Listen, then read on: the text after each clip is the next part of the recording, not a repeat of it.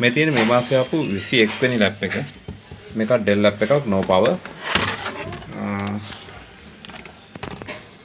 මේකේ මොඩල් එක මේක Dell Inspiron N4110.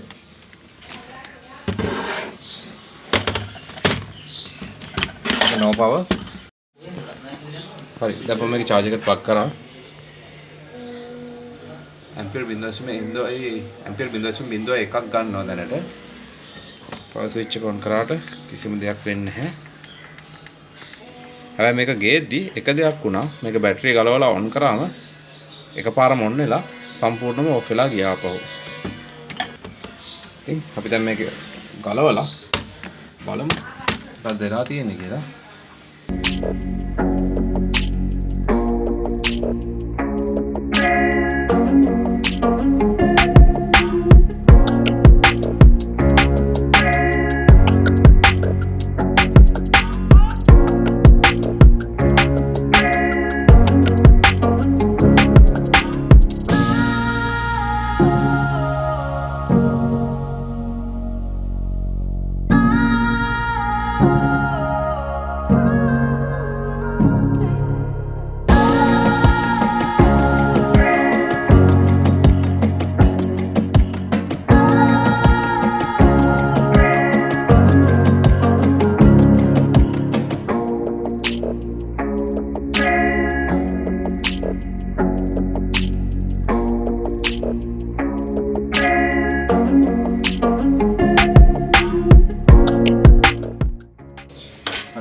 උඩ කවර් එක ගලවලා ගත්තා.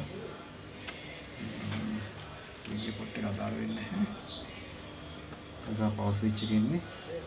දැන් අපි ප්ලග් කරලා බලමු. කොහොමද වෝල්ටේජ් ජෙනරේට් වෙන්නේ කියලා. Yes, it's good. That was red. Okay.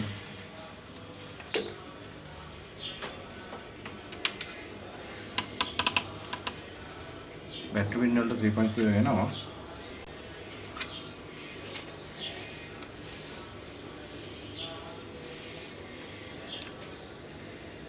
first step එකට එන්න. ඒ කියන්නේ LDO 3.3 ජෙනරේට් වෙනවා. මේකේ 3.3 ජෙනරේට් වෙනවා.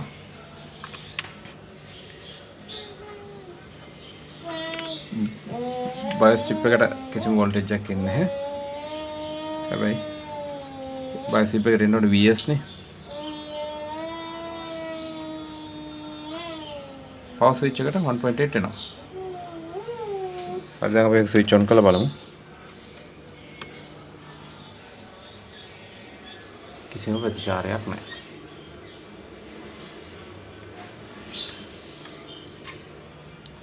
කිසිම ප්‍රතිචාරයක් නැහැ. හරි. ඔය කැලෙන් කැල ගලවලා සම්පූර්ණයෙන්ම චෙක් කරන්න වෙනවා.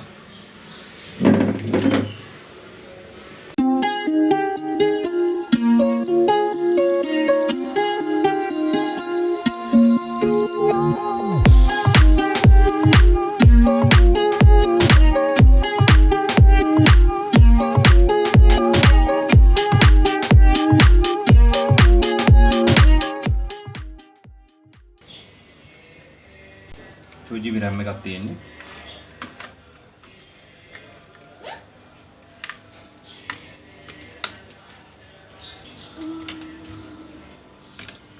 අපි physical inspection එකක් කරමු.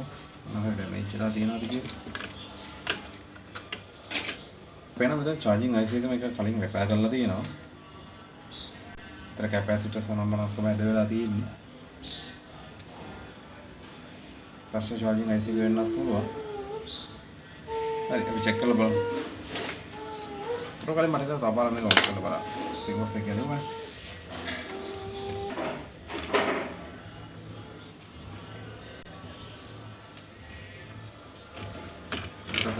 ඒක දිනවල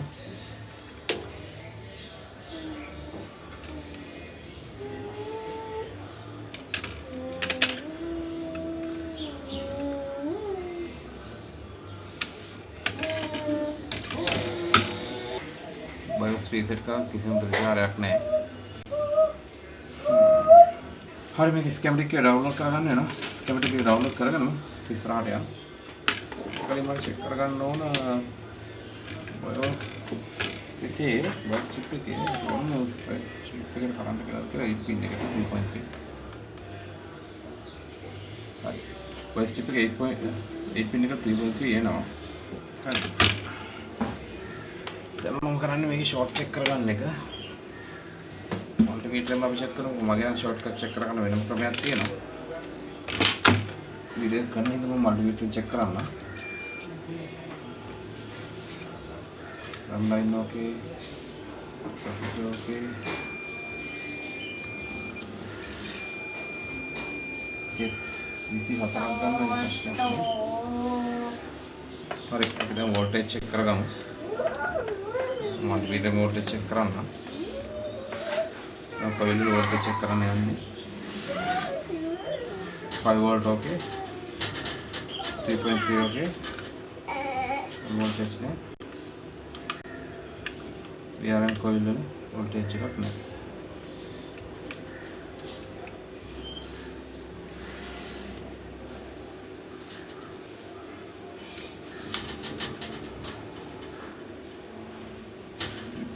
දැන් නේනවා.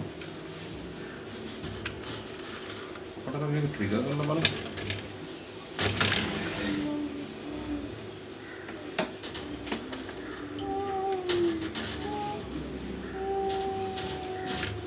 ट्रिगर करा एम्पियर ना किसी में जाके रख तुमने है ना भैया वो वोल्टेज चेक करो वहाँ पर बैठा सकते हो 5 वोल्ट ओके 3.3 ओके 3.2 है ना S5 सेक्शन का संपूर्ण हरी के पास से पावर स्विच है पावर बटन आउट में ओके में ना trigger again what is trigger में ना that method तीन ने then 19 volts देगा तीन ने දැන් ඔයගොල්ලෝ මුලින්ම අපි චෙක් කරමු පවර් ස්විච් එක.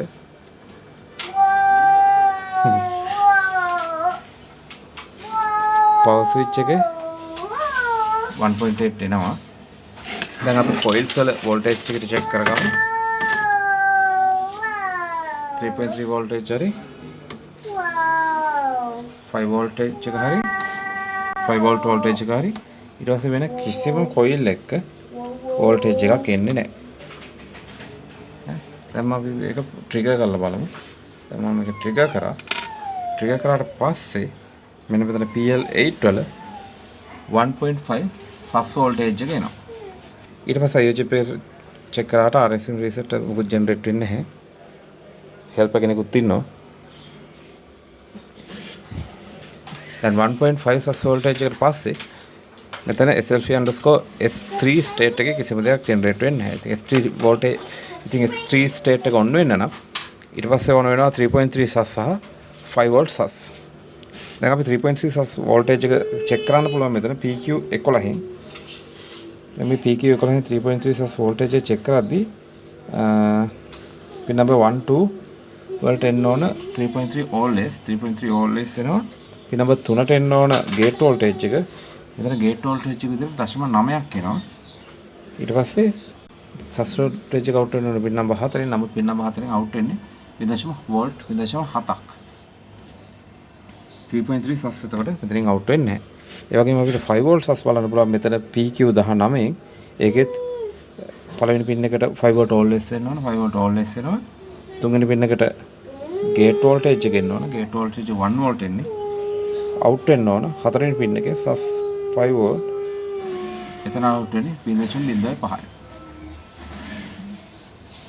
එතන අවුට් වෙන්නේ 0.5යි. හරි. දැන් ඔයාලට තේරෙනවනේ මේකේ සස් වෝල්ටේජ් එක ජෙනරේට් වෙන්නේ නැහැ. ඊළඟට අපි සස් වෝල්ටේජ් එක ජෙනරේට් වෙන්න අපි ලොජික් එක බලුවමු. හරි මේක තමයි ලොජික් එක. එතකොට මේකේ ලොජික් එකේ මේක එන්න නම් 3.3 සස් ජෙනරේට් වෙන්න නම් මෙයා ඉස්සෙල්ලාම සස් 1 එන්න ඕන PQ10ට PQ10 ගේට් එකට සස් 1 ආවට පස්සේ මෙතන 5 වෝල්ට් always මෙයා ග්‍රවුන්ඩ් කරනවා. මෙයා ග්‍රවුන්ඩ් කරාට පස්සේ මෙතන ග්‍රවුන්ඩ් කරලා පස්සේ මෙතන ගේට් එක බිඳුවයි වුණාට පස්සේ මෙතන 5 වෝල්ට් 15 වෝල්ට් always ජෙනරේට් වෙනවා. මේක නැත්තම් ඔටෝමැටිකලි මේක ග්‍රවුන්ඩ් වෙලානේ තියෙන්නේ. මේක 15 වෝල්ට් always ජෙනරේට් වුණාට පස්සේ මෙතන PR95 ආයේ වෝල්ටේජ් එක අඩු කරලා මෙතන ගේට් වෝල්ටේජ් එකට දෙනවා. ඕක තමයි තියරිය. දැන් අපි බලමු PQ10 ගේට් වෝල්ටේජ් එක චෙක් කරලා. මේ තියෙන PQ10 PQ10 පින් නම්බර් 2 චෙක් කරන්න ඕන අපි. පින් නම්බර් 2 අපි චෙක් කරද්දී පින් නම්බර් 2ට 3.3 සස්වන් වෝල්ටේජ් එක එනවා. 3.3 සස්වන් වෝල්ටේජ් එක එනවා කියන්නේ පින් නම්බර් 6 5 වෝල්ට් ග්‍රවුන්ඩ් වෙලා තියෙනවා. ඔයාලට පේනවා 5 වෝල්ට් ග්‍රවුන්ඩ් වෙනවා. දැන් 5 වෝල්ට් ග්‍රවුන්ඩ් වුණ හින්දා පින් නම්බර් 5 පින් නම්බර් 5ත් ග්‍රවුන්ඩ් වෙනවා. පින් නම්බර් 5 ගේට් වෝල්ටේජ් එක ඩවුන් වෙලා පින් නම්බර් 15 15 වෝල්ට් always තියෙනවා. sorry පින් නම්බර් 3 15 වෝල්ට් always තියෙනවා.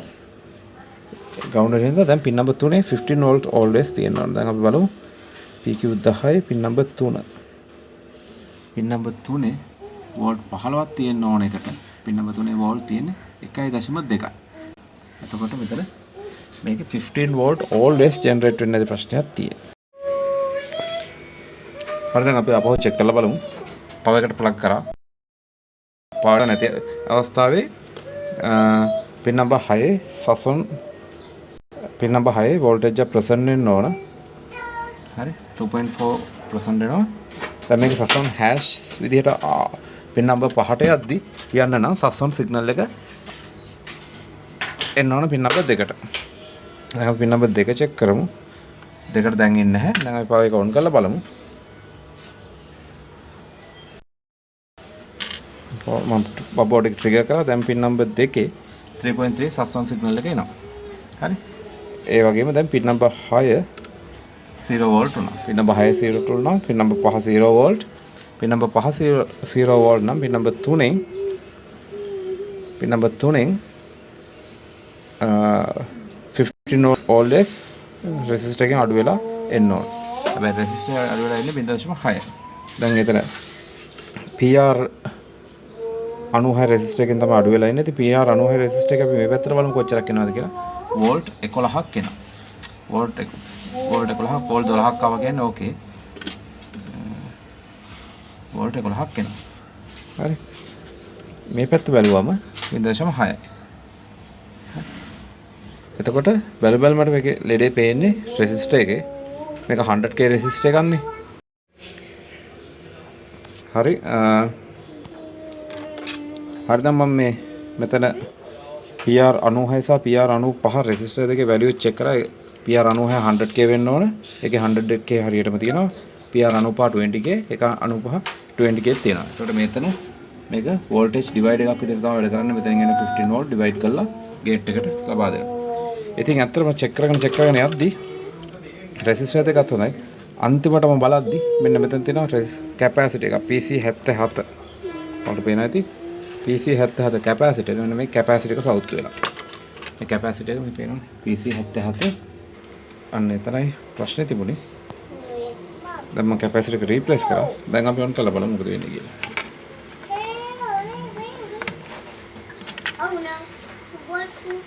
ලස්සන ලයිට් එකක් වෙනවා. ඇම්ප් එක ගන්නවා. බෝඩ් එක හරි. බෝඩ් එක කොට දැම්මා. Help, Daddy. Help. Help. Switch off කරලා බලමු. ස්විච් ඔෆ් වෙනවා. ආපහු ඔන් කරමු. ඔන් වෙනවා. ඇම්පියර් උත් ගන්නවා. හරි දැන් අපි බෝඩ් එක සෙට් කරලා බලමු මොකද්ද වෙන්නේ කියලා.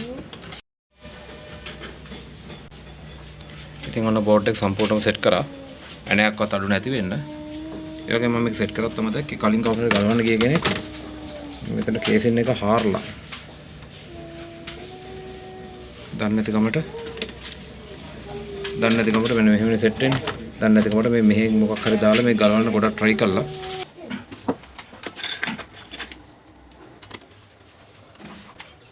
ඉතින් ඔයාලගේ ලැප් එකත් හරිම විදිහට ඔයාලා හදා ගන්න ඕන නම් පහළදී නම්බර් එක ඔයගොල්ලෝ මාව කන්ටැක්ට් කරගන්න පුළුවන්.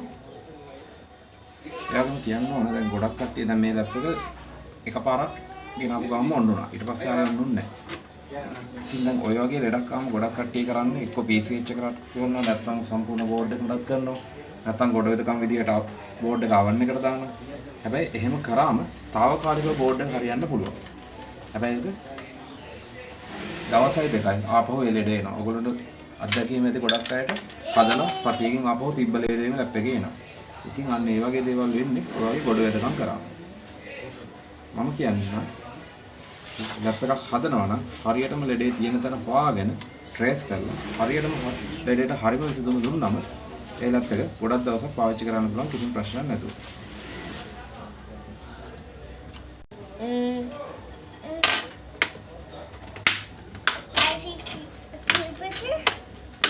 IPC on our beautiful Another beautiful computer, yes. computer. I think that's the one.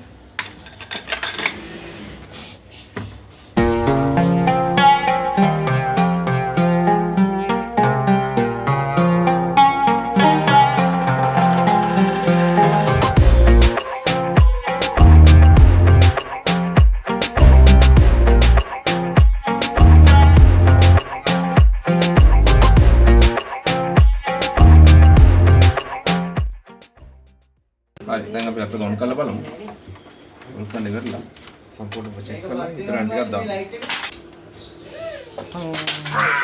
ඒක ඔන්.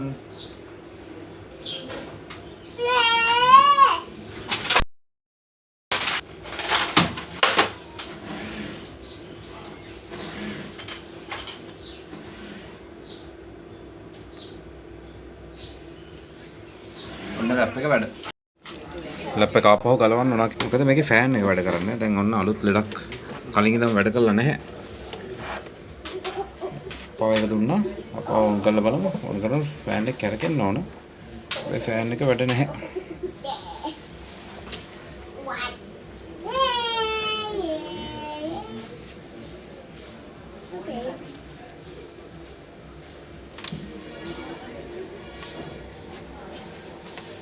ඔන් කරා ෆෑන් එක පොඩ්ඩක්වත් ස්පින් වෙන්නේ නැහැ.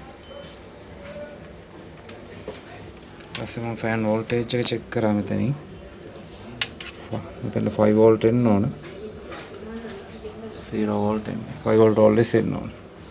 කස්ටමර්ට ඔක්කොම හදලා තියලා ඒක විතරක් හදන්න නොදී ඉන්න බෑනේ. ඒ නිසා ෆෑන් එකත් රිපෙයාර් කළාම මේක බාර දෙනවා. ලැප් එක වැඩ. හැබැයි ෆෑන් එක වැඩ නැහැ.